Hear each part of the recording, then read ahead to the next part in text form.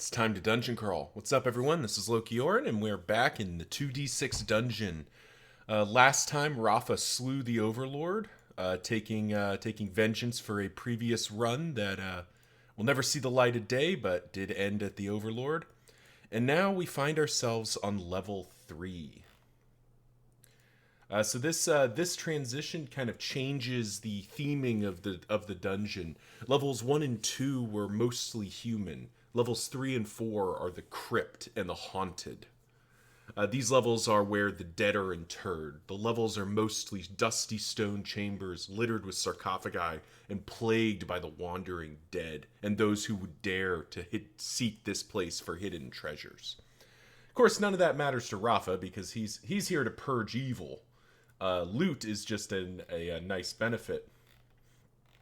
Checking our sheet, we've got a couple of potions of healing and a potion of gain health, which we will go ahead and pop.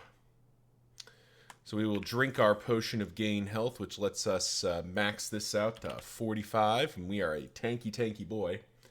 We're a little light on gold, but we do have our metal bracers and a throwing axe that I've been saving this whole time because I'm just terrible about remembering to use it. But anyway, enough chitter chatter. Let's get into it. Going to the right has worked well for us for the most part. So let's just continue with that. So 4x3 with 2 exits. All right. So 1, 2, 3, 4. Exit there, and then probably put the exit like right there. Yeah, that feels good. Oh wait, not tall enough. Shoot. Well, we do that. And you go up there. There we go. Also a chance to find the exit, and let's encounter the room. 2x1. Go to our new table. Level 3, 2x1, is the recessed chamber. In an alcove, there is a statue of a young woman, hands raised, roots wrapping her form. So this is a shrine to Radicina. So this is is this unique? Recessed chamber is unique, so let's get set up properly here. Recessed chamber. Radicina. Alright. And Radicina, she likes... Let me just quickly scroll to her page. Radicina, the radix, like seeds, roots, mushrooms, vegetables, acorns, and pearls. Well, I believe we have some shrooms. So we'll go ahead and spend one of our Geist shrooms and pick up a favor with Radicina. She is now at 2, meaning she sort of knows that we kind of exist. Now, from last time, we haven't actually been back to the surface since fighting the Overlord, which is fine, but let's check for the exit. No exit. Okay. I do want to try to find the exit as soon as possible, just so I have that failure, or that valve if I need to pull it. The exits out of here are archways, so we will keep going. 5x3 with 3 exits. Guess we'll put this up here, mostly so that we can fit all 3 exits. 1, 2, 3. 1, 2. Do like that maybe? Yeah, and then we go over here and do that. Oop.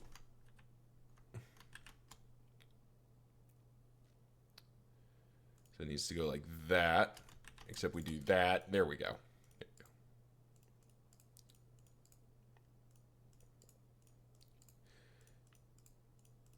Alrighty. And let's see, we're heading up there now, so let's encounter the room. 5x4. And we will pull that up in the table. 5x4, the fallen statue. This was once a tomb to a lost warrior, whose statue now lies in pieces across the floor. You search the chamber, but there is nothing more in this room. This is not a unique room. However, we do have a random interruption. So this is the fallen statue. Let's see if we can get a little statue thing. Yes. Perfect. Oh man. Thank you, Terra Mantis. Wonderful. Look at that. It's perfect. We do have an interruption though. So we will go to the interruption table and roll 2d6. 6 by 4. Let's see. At some point in the distant past, the section of room has been used to store crates. You bust open some, find some good quality stone held in place with leather straps and short wooden rods. All right. Well, we'll grab some leather straps and the wooden rods. And we'll just leave the stone there because I don't really have an interest in carrying stone. It seems heavy. Seeing the way this is going, we are going to go back this way and just see if we can fit this room in 1 by 2. With a single exit. So 1 wide, 2 high. Yep. Just a little corridor. So 1 wide by 2 high. And I think we do it like this. We do a little dog leg kind of thing. Because we'd really like to fit a room in here. 5 by 4 with a single exit. Or single exit? Yes, single exit. 5 by 4. Can't really fit that in here. We can go 5 high, though. So we'll go 5 high. 1, 2, 3, 4, 5. So we'll go up to here. Basically fit it in like that.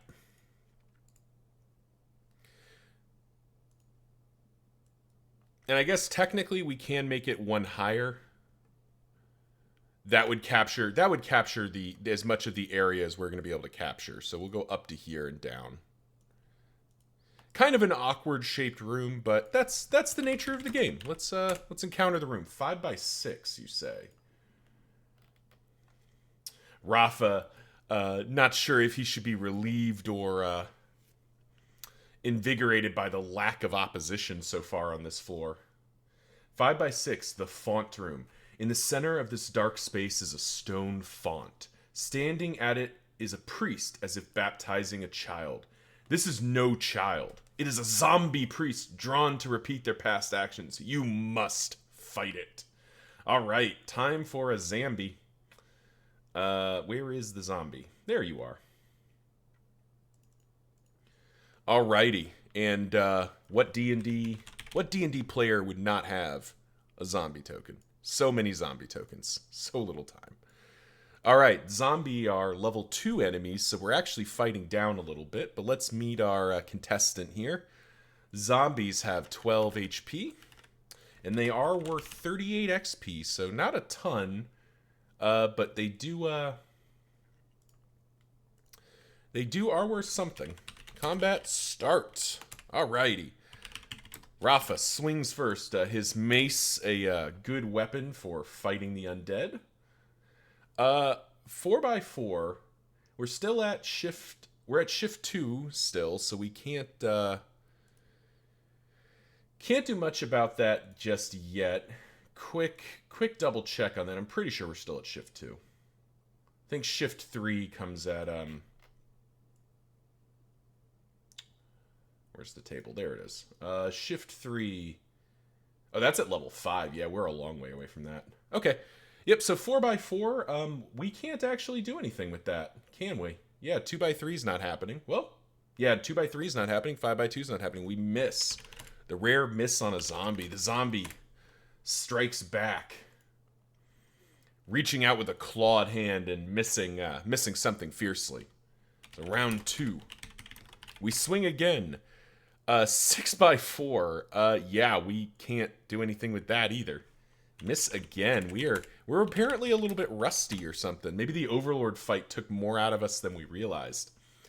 That's close, but a clawed hand can't reach. So round 3 is we're battling back and forth.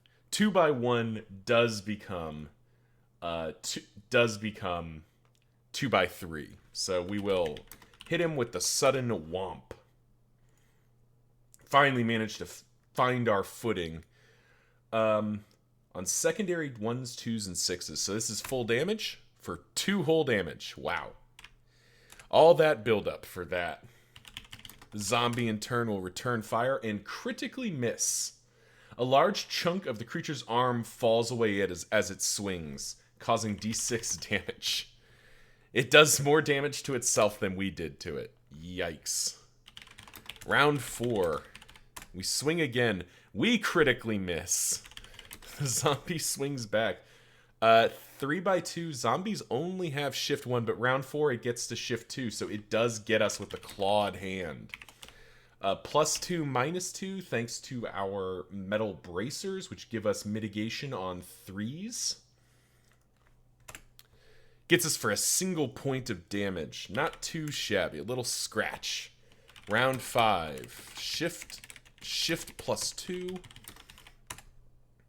1x3 can definitely become 2x3. Strike it for another 3 damage. We're slowly chipping away at this thing. The zombie will crack back and critically miss again. And take okay, sure. The zombie falls apart on its own. Yep, not sure what else to make of that than that we were fighting this zombie and struggling a little bit, or at least we were only barely working our way through it, and the zombie just kind of sort of fell apart on its own. We do get 38 XP, and we get to roll on BST1, which is a new table for us. So first of all, let me do some math. 605 plus our 38. Oh. I don't know why I'm doing this. I should be able to do this in my head, but, you know. I want you all to feel included. And I hope you all are enjoying this as we go through the motions here. We do need to roll on body search table 1. But if you are enjoying it as I roll out the loot here, why not leave the video a like, comment if you want to say hey. Subscribe if you want to stay in touch. The main line of this channel is Darkest Dungeon 2, but I do regularly play 2d6 Dungeon. Body search table 1, go in 8. Strapped to the creature's back is a throwing axe +3. Damn! That is a big item. Throwing axe +3. 9 damage. So, as a refresher on what throwing weapons do, at the start of combat, you can elect to throw a throwing axe. The creature gets to make a mitigation roll. The attack always hits. They can either mitigate it by the amount that they could mitigate it by, or they don't. Either, if they do mitigate it in any stretch, there's a 50-50 chance that the axe is just lost. That's why I haven't been throwing them, because it doesn't always feel super good. But now that we have the +3 axe, I might throw the regular one at the next major enemy we face. Just because now it's just taking up space. So this is the font room. Its exits are wooden doors. So we'll just we'll plug in a wooden door. Oh, not text. No, I need rectangle. Plug in a wooden door just to kind of compete it. Is it locked? It is locked. Interesting. We don't have any lock picks. We also know what that leads to, so we will just leave that be. Zombie felled, loot collected. And where do we go from here? I suppose we maybe go up. Yeah, let's go up.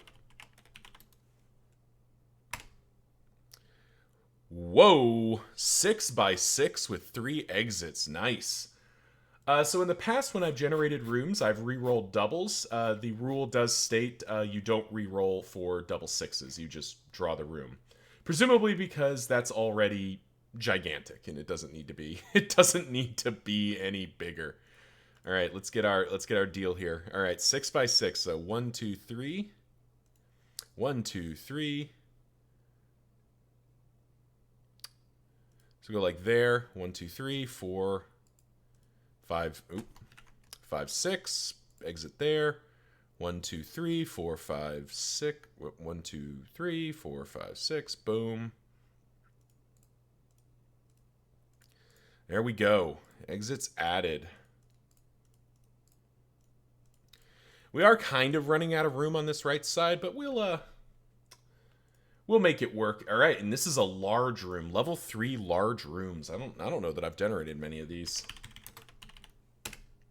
8. The columbarium. Several coffin-shaped compartments are set into the wall here. There is a banging coming from one. If you roll on it, fight level 3 undead. If you survive, CT3. Well, that's no question. We are strong. We are capable. We are definitely opening up the surprise box. So Rahfa readies his mace, reaches out, grabs the door, and flings it open. And we fight a thing. Let's find out what that thing is. D6 is a 1. Oh, that's disappointing. A skeleton warrior creaks out of the